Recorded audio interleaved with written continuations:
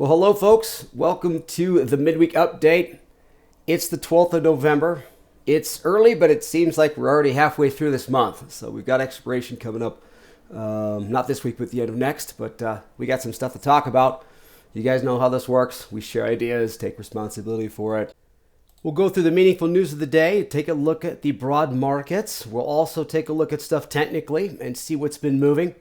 And if we've got trades out there, I'll share them with you. Disclaimer. This video was created for professional stock and option traders. Maverick Trading is a proprietary trading firm that employs professional traders around the world. Our traders trade firm capital and keep 70 to 80% of profits they generate. All trades and analysis in this video are for professional traders only. If you are interested in becoming a professional trader for Maverick, click the apply button in the video description. Let's break down what happened today. Current market outlook. Has it changed? No, not really. It's still bullish. We're going to look at the charts individually. We are still seeing a lot of volatility jumping around, but I have been noticing some sector rotation going on. Now, we've had the government that's been shut down for a little bit. I should say the negotiations are gaining traction. It's hard for me to word that sometimes because optimism and government, to me, it's just an oxymoron. 6-7. So the shutdown negotiations are gaining some traction. Maybe that's getting some of the traders a little bit more, hey, let's get back to business. But the movement out of the AI, maybe, and I'm going to refer to it as scalping. This is still taxation. This is still just taking some off the top. This is not correction. This is not falling apart because the money is going back into the markets. So the equity market rotation isn't an abandonment of everything. When we see a market pop or a bubble burst, it goes to cash. This is not that. We're seeing it rotate back into something else, and it happens to be healthcare. Some of the rumors flying around is that some of these weight loss drugs that have been leading a lot of the healthcare sector stocks could be covered in Medicaid, Medicare, things of that nature. Now, these are rumors. I'll go back to that middle bullet point. Projections, news, and rumors. That's that response that we're seeing. The volatility in these markets are reactionary. Another takeaway is the money's not going out. It's just being put in different places. There's a lot of activity in the markets right now, and we're just kind of seeing things move to the next quote-unquote big thing. Okay, so let's jump into these markets. So you can see that the main leader has been the Dow. It's been a bigger push into materials and obviously healthcare. Let's take a look at the heat map here. And you can see that basic materials is one of the stronger, but what are they? Well, let's take a look at this. It's precious metals, it's gold, it's minerals. A lot of it could have to do with some of the negotiations with China and some of the headway that's being made. And once again, folks, it could change back and forth, right? If we can get some of those materials that we need out of China, then you could see a push that way. Healthcare, take a look at these. These are all your larger companies. United Healthcare, Eli Lilly, ABBV. Folks, we'll take a look at some of these. Boston Scientific, these are monstrous, massive companies, which has actually got the whole Dow in general pushing higher. But where's it coming out of? Google, Meta, Amazon, Tesla, Oracle, Palantir, PanW, Microsoft. And you'll see it in the chart. It's in the face. These stocks are bleeding, but the money's going somewhere else. So it's not a top for my bears who want to get super short. This isn't it. We just got to find out where it goes. And we'll see if we get some more clarity because right now we've been chasing rumors. In fact, guys, if I get to... Well, actually, I don't even have a slide for it because all the economic announcements that the U.S. is coming out with are all tentative. So there's nothing economic-wise. There's no numbers that are coming out that we can gauge off unless, the shutdown stops today or tomorrow. So we're kind of stuck in a situation to where you really just have to follow along with the momentum. And momentum is difficult because by the time you identify it, it's extended. So this is a transition. We refer to as sector rotation, and it's difficult to trade no matter what style you'll use.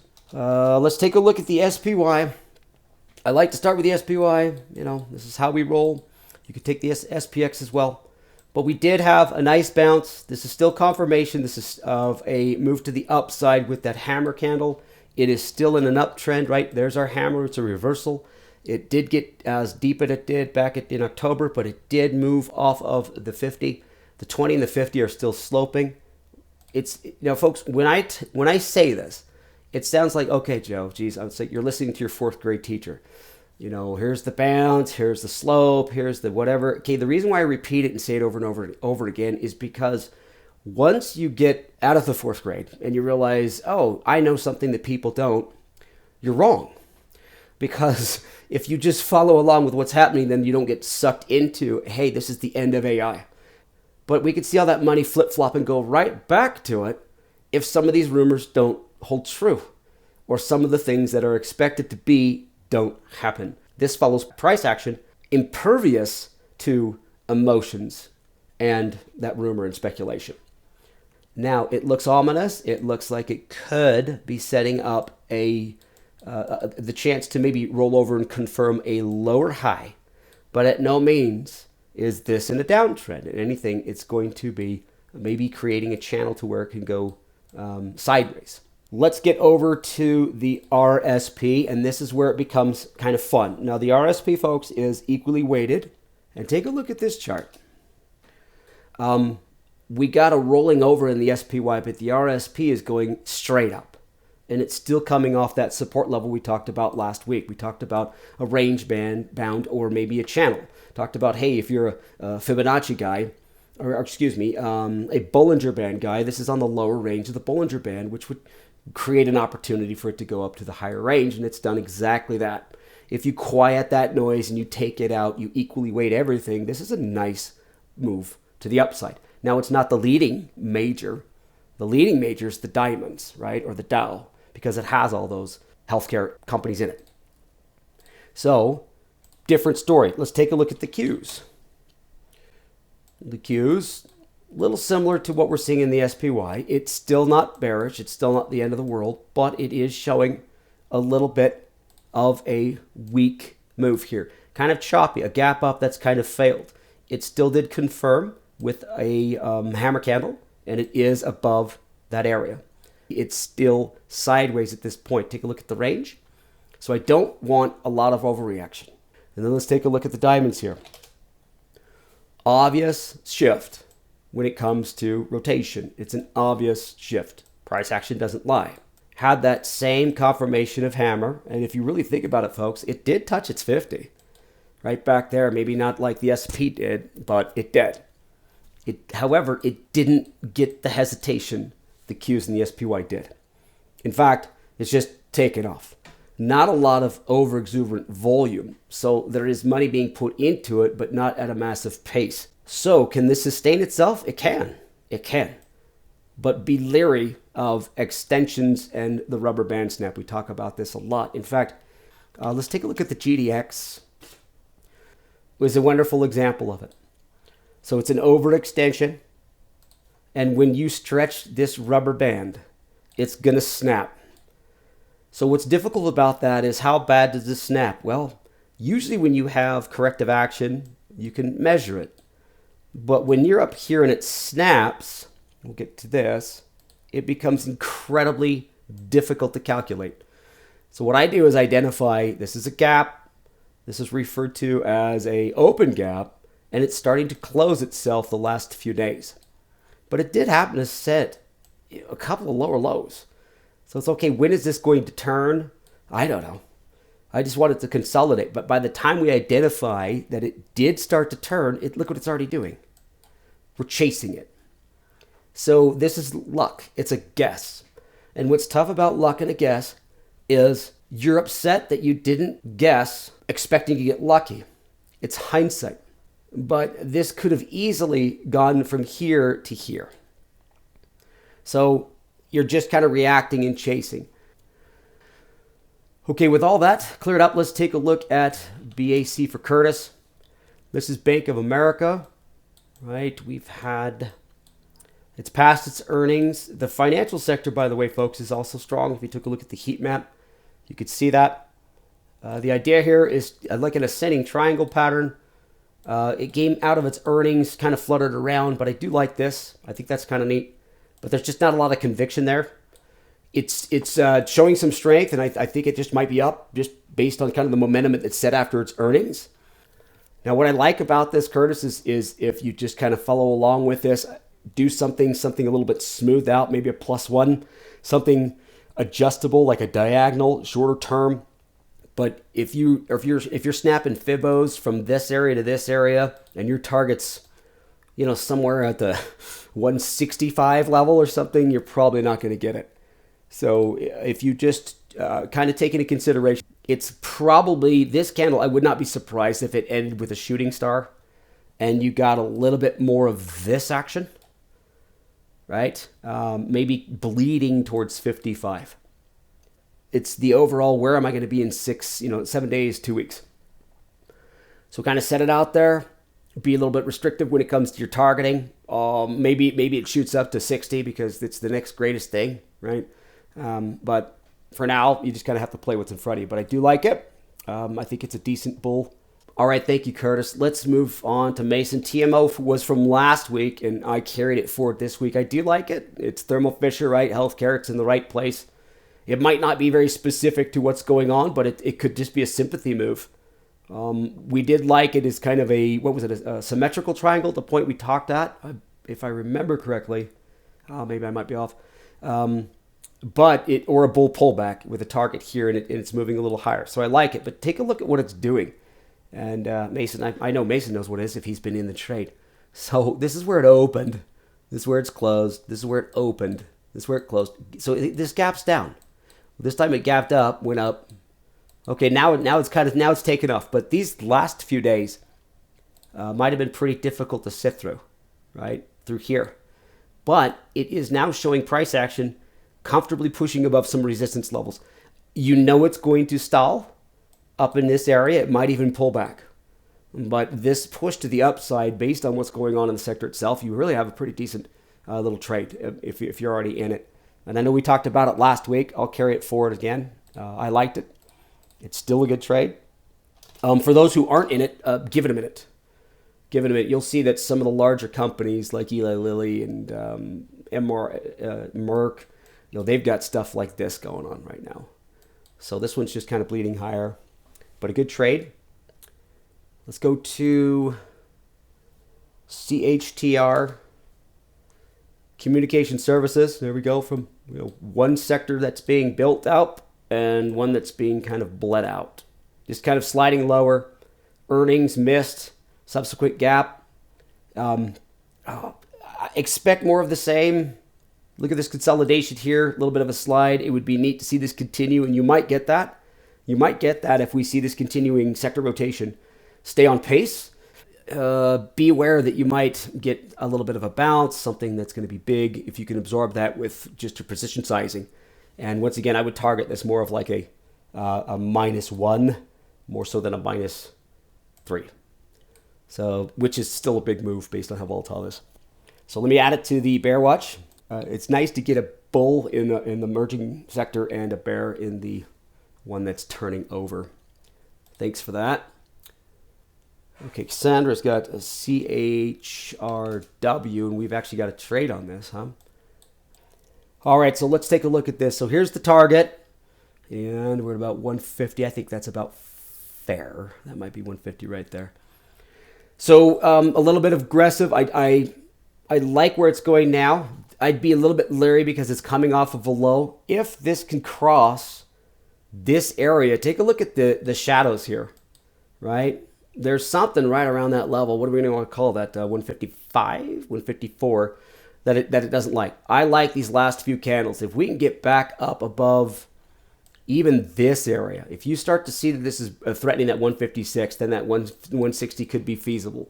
In a week and a half, maybe it could. I mean, it's moving super volatile. It could actually flip-flop on you as well. But yeah, if it shoots above there or even stays at the 156, 157 level, you might not get 160, but it could run out of, if it runs out of time, it could be pretty decent there.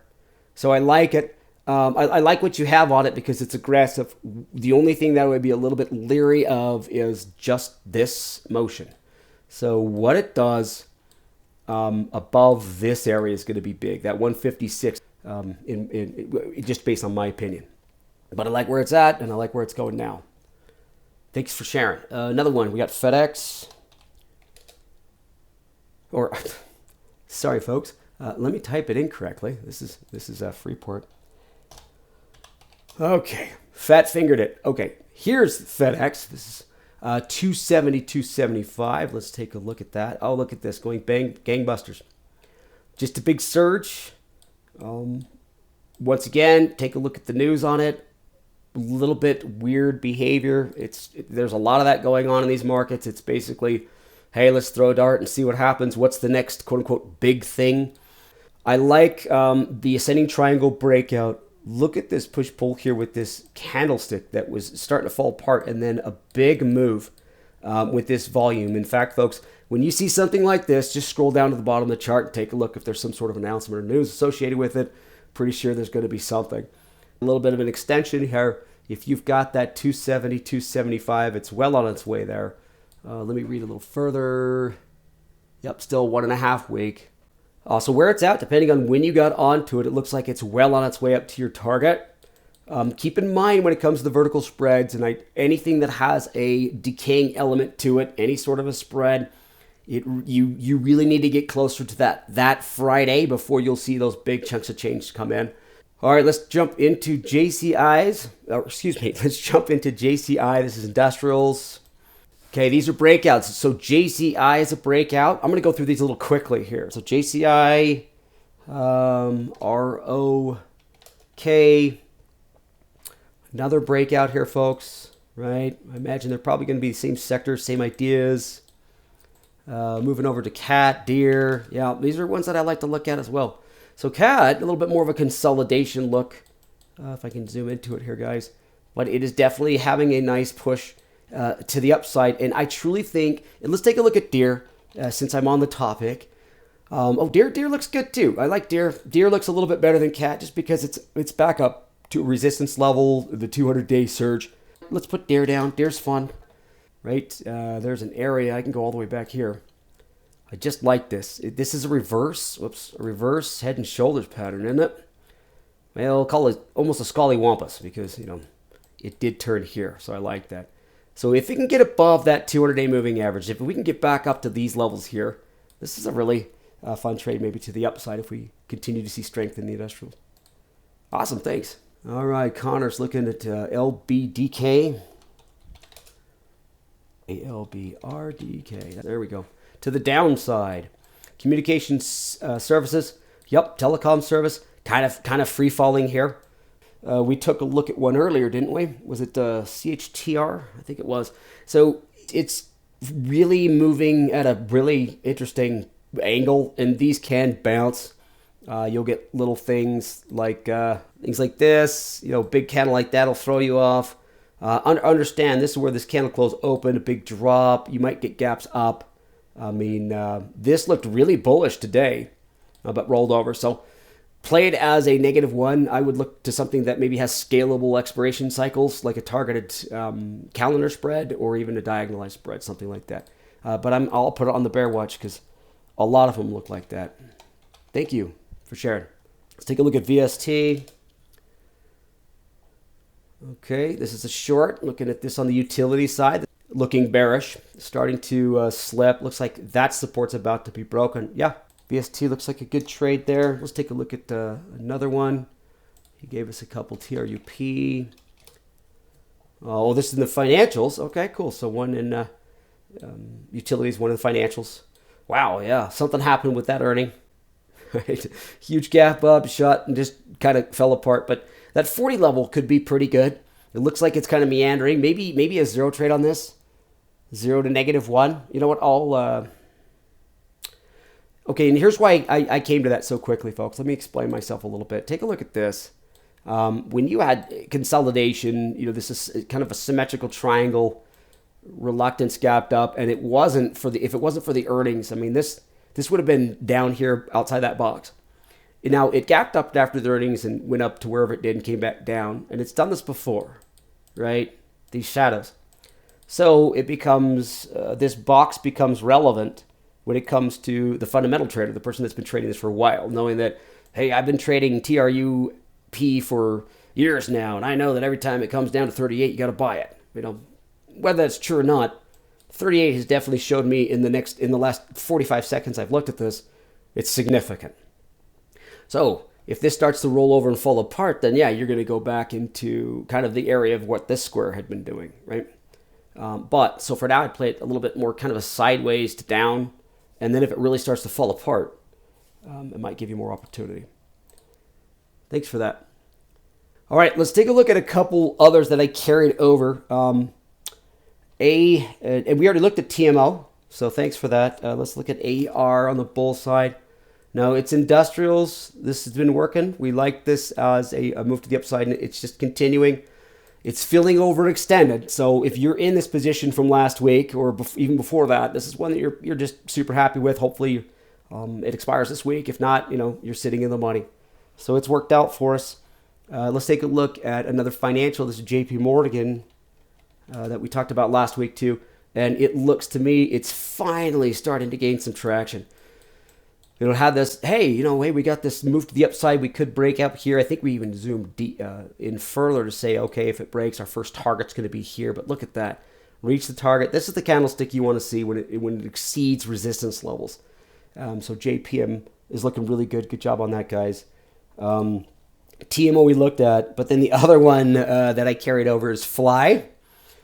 Firefly is one we talked about. Hey, if you want to get bearish, it's been working. Our first entry on the bear confirmed it was gorgeous, saying you might want to not get into it, maybe close it after it gets into before it gets to its earnings. And guess what, folks? I think it's got its earnings coming up. So if you're in and out of it, that was a really good trade, and it did nothing but be bearish. It does have its earnings, I believe. Is that today? Yeah, that's it tonight. Yeah, okay. So that's a coin flip you might not want to flip. However, who knows? I'm going to keep an eye on that just for fun. Okay, so let's finish up. Looks like the Dow's having a little bit of a turn. NASDAQ might be retracing a little bit. S&P, so all the markets are having a little bit of a bullish surge across the board. All right, guys, let's share the trades that we had today. So just be mindful of the sectors that are going up and the ones that aren't, or the ones that are going down, and understand that we are in a super volatile place. Things can flip-flop very quickly. So stick to it. If things aren't working, it's best you could just pump the brakes and take a look, throw smaller darts, meaning maybe smaller position sizes, less trades, stuff like that.